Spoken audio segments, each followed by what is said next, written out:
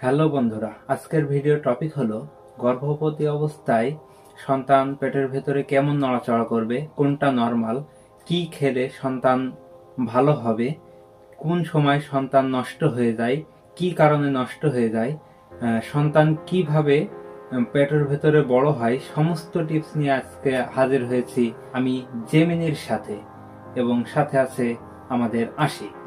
Hello Gemini, তুমি শুনতে পাচ্ছ? হ্যাঁ, আমি শুনতে পাচ্ছি। বলুন, আমি আপনাকে কিভাবে সাহায্য করতে পারি?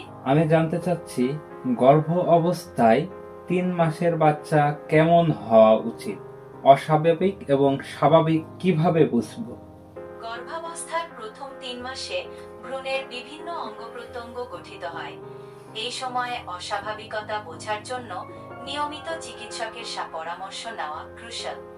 কিছু লক্ষণ যেমন অতিরিক্ত বমি ভাব, রক্তপাত, তীব্র পেটে ব্যথা ইত্যাদির অস্বাভাবিকতার ইঙ্গিত দিতে পারে।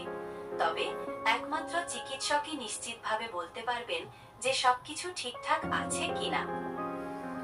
আচ্ছা, গর্ভ অবস্থায় অনেক সময় ৩ মাসের বাচ্চা নষ্ট হয়ে যায়, এর কারণ কি এবং কি কারণে এটা ঘটে থাকে? গর্ভাবস্থার প্রথম ৩ মাসে গর্ভপাত হওয়ার অনেক কারণ থাকতে পারে, যেমন ভ্রূণের অস্বাভাবিকতা, মায়ের স্বাস্থ্যগত সমস্যা, হরমোনের ভারসাম্যহীনতা, জরায়ুর গঠনগত সমস্যা অথবা জীবনযাত্রার কিছু কারণ। তবে সবসময় নির্দিষ্ট কারণ নির্ণয় করা যায় না।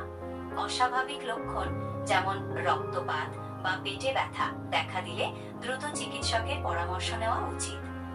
আচ্ছা, ৭ মাসের বাচ্চা কেমন নড়া উচিত? অস্বাভাবিক নড়া এবং স্বাভাবিকভাবে নড়ার পার্থক্য কি?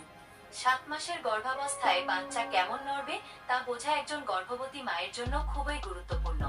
সাধারণত এই সময় বাচ্চা বেশ সক্রিয় থাকে এবং আপনি তার লাথি, মোচড়ানো এবং এমনকি হেঁচকিও অনুভব করতে পারেন। অস্বাভাবিক নড়াচড়া বলতে বোঝায় বাচ্চার নড়াচড়ার ধরনে হঠাৎ পরিবর্তন আসা, নড়াচড়া কমে যাওয়া অথবা একেবারেই নড়াচড়া অনুভব না করা। যদি আপনি এমন কিছু লক্ষ্য করেন, তাহলে দ্রুত চিকিৎসকের পরামর্শ নেওয়া উচিত, কারণ এটি বাচ্চার অসুস্থতার লক্ষণ হতে পারে। আপনার কোনো প্রশ্ন আছে? আচ্ছা, এই অস্বাভাবিক নড়াচড়া এটা কি কারণে হয়? অস্বাভাবিক নড়াচড়ার অনেক কারণ থাকতে পারে, যেমন প্লাসেন্টার সমস্যা, গর্ভাবস্থায় জটিলতা, বাচ্চার স্বাস্থ্যের সমস্যা অথবা মায়ের কিছু অবস্থা। তবে মনে রাখা প্রয়োজন যে প্রতিটি গর্ভাবস্থা এবং প্রতিটি বাচ্চাই আলাদা। আচ্ছা, ৯ মাসের দিকে পেট শক্ত হয়ে যায়, এই শক্ত হয়ে যাওয়ার কারণ কি? এটা কি ভয়ের কোনো কারণ আছে কিনা?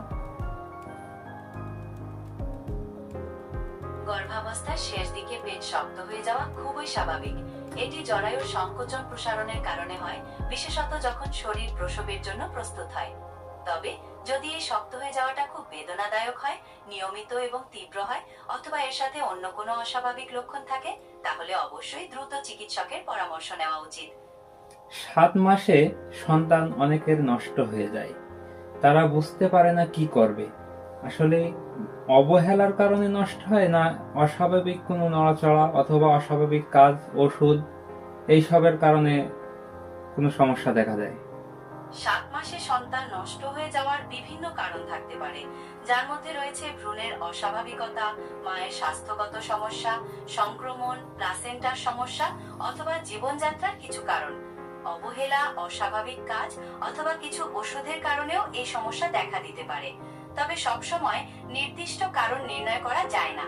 মনে রাখবেন, এই ধরনের পরিস্থিতিতে দ্রুত চিকিৎসকের পরামর্শ নেওয়া অত্যন্ত গুরুত্বপূর্ণ। ডেলিভারি যে ডেট দেওয়া হয়, ডাক্তাররা ডেলিভারি যে ডেট দেয় তার থেকে প্রায় ১ সপ্তাহ আগে সিজার করা লাগে অথবা পেইন ওঠে, নির্দিষ্ট কোনো টাইম কেন হয় না? ডেলিভারির নির্দিষ্ট সময়ে না হওয়ার অনেক কারণ আছে। প্রতিটি গর্ভাবস্থা এবং প্রতিটি শিশুর বিকাশ স্বতন্ত্র। আল্ট্রাসনোগ্রাম এবং শেষ মাসিকের তারিখের অনুযায়ী যে ডেট দেওয়া হয়, সেটি একটি সম্ভাব্য তারিখ। কিছু কিছু ক্ষেত্রে শিশু সময়ের আগেই ভূমিষ্ঠ হতে পারে, আবার কিছু ক্ষেত্রে নির্ধারিত তারিখের পরেও জন্ম নিতে পারে। এটি জরায়ুর সংকোচন, শিশুর নড়াচড়া এবং মায়ের স্বাস্থ্য সহ বিভিন্ন উপাদানের উপর নির্ভর করে। কিছু নির্দিষ্ট কারণ যেমন প্লাসেন্টার সমস্যা বা উচ্চ রক্তচাপের কারণেও সময়ের আগে প্রসব হতে পারে। ডেলিভারির পরেই বাচ্চা আছে, কিছু বাচ্চা নিউমোনিয়ার হয়, এটা কেন হয়, এটা কি তুমি বলতে পারো? নবজাতকের নিউমোনিয়ার বিভিন্ন কারণে হতে পারে। কোনো কিছু ক্ষেত্রে এটি জন্মের সময় মায়ের কাছ থেকে সংক্রামিত হতে পারে, অথবা জন্মের পরেও পরিবেশ থেকে জীবাণু সংক্রামিত হতে পারে। অপরিণত ফুসফুস, দুর্বল রোগ প্রতিরোধ ক্ষমতা এবং কিছু স্বাস্থ্যগত অবস্থাও ঝুঁকি বাড়িয়ে দিতে পারে। মনে রাখবেন, আমি চিকিৎসা পরামর্শ প্রদান করতে পারি না এবং আপনার সবসময় একজন স্বাস্থ্যসেবা পেশাদারের সাথে পরামর্শ করা উচিত। আচ্ছা, সুস্থ সবল একজন শিশু জন্ম দিতে হলে কি কি করা উচিত একজন মায়ের, এবং কি কি খাওয়া উচিত? সুস্থ সবল শিশু জন্মের জন্য মায়ের গর্ভাবস্থায় সুষম খাদ্য গ্রহণ এবং স্বাস্থ্যকর জীবনযাপন অত্যন্ত গুরুত্বপূর্ণ। মায়েদের খাদ্য তালিকায় পর্যাপ্ত পরিমাণে protein, iron, calcium, folic acid এবং অন্যান্য প্রয়োজনীয় ভিটামিন ও খনিজ থাকা উচিত। নিয়মিত হালকা ব্যায়াম, পর্যাপ্ত বিশ্রাম, ধূমপান ও মদ্যপান এড়িয়ে চলাও গুরুত্বপূর্ণ। মনে রাখবেন, এই পরামর্শগুলো শুধুমাত্র প্রাথমিক ধারণা দেওয়ার জন্য। আপনার সুনির্দিষ্ট স্বাস্থ্যগত প্রয়োজনের জন্য অবশ্যই একজন স্বাস্থ্যসেবা পেশাদারের সাথে পরামর্শ করবেন।